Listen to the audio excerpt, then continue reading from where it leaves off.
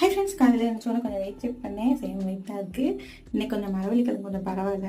அந்த 2 வாட்டி வாங்கி அப்படியே வந்து கீழே போடுற மாதிரி தான் இருந்துச்சு. இந்த ஓரங்கள்லாம் கொஞ்சம் பிளாக் அப்படி கோடு இருந்துச்சு.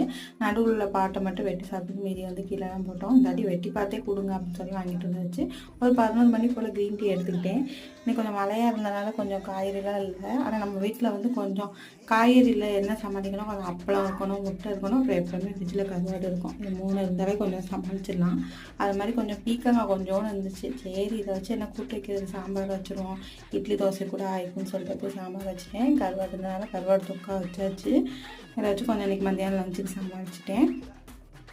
தோசை சப்பாத்தியவே சாப்பிட்டு போட வச்சிச்சு. சரின்னு சொல்லிட்டு இன்றைக்கி கருவாடு வச்சனாலே கொஞ்சம் ரைஸ் எடுத்துகிட்டு சாம்பார், பீக்கங்காய் சாம்பார் அப்படியே வந்து சாப்பிட்டுட்டேன்.